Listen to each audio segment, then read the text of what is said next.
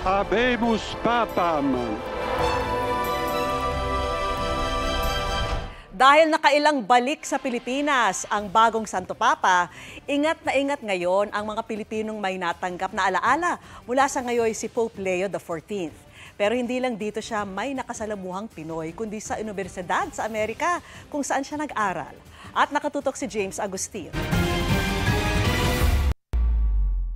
Taong 2010 o halos 15 taon na nakararaan ang ganapin ang Intermediate General Chapter ng Order of St. Augustine sa Pilipinas. Nagdaos noong nabanal na misa sa San Agustin Church sa Intramuros, Maynila na pinangunahan ng dating Prior General Robert Francis Prevost na ngayon si Pope Leo XIV. Kuha ang mga larawan na yan ni Father Genesis Labana OSA na seminarista pa lang noon. Si Father Labana na isang Filipino Augustinian priest na ngayon ay nasa Roma at nag-aaral.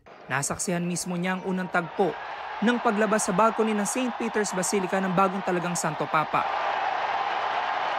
Naiyak daw siya sa kasiyahan. Kwento ni Father Labana, Lunes nang huli niyang makita si Cardinal Prevost sa Agustinian General Curia at binati pa nga raw siya nito na makasalubong sa kusina.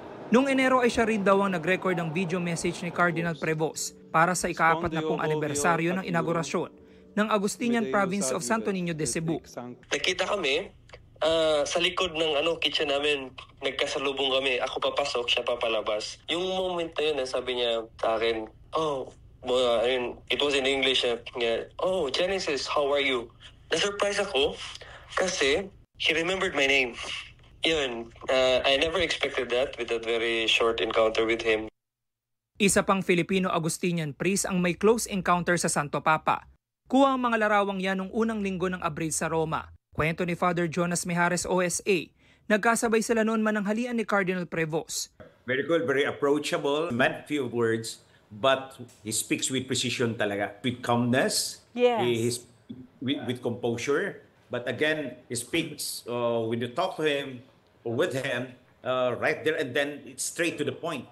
Nang dumalo naman sinuoy Father Robert Prevost sa Kolehiyo San Agustin sa Binyan, Laguna, may binigyan siya ng Certificate of Affiliation sa Agustinian Order at medalya. Ito po yung firma ni Pope. When I heard his name, gusto ko una kong pinuntahan yung cabinet ko kung saan ito nakatago. Buhay pa mga pulpito at upuan na ginamit ni Father Prevost nung bumisita siya noong 2010. Ito din po yung pulpito kung saan gumawa ng sermon o nag-sermon yung aming Prior General na si Father Prevost na ngayon ay si Pope Leo XIV. Dito po siya nag-preside ng concluding mass. Si Father Prevost din ang nagbendisyon sa kumbento ng Santo Niño de Cebu Parish sa Talisay City sa Cebu. Mahigit batasan si Prevost. Kanang mutagad ay. Matagad yun siya. Mahigit siya kinaiya. Makakita gani mo.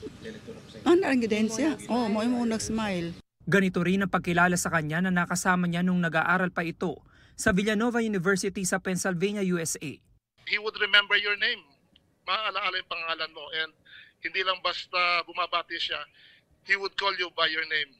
Et Spiritus Sancti. Para sa GMA Integrated News, James Agustin, nakatutok, 24 oras.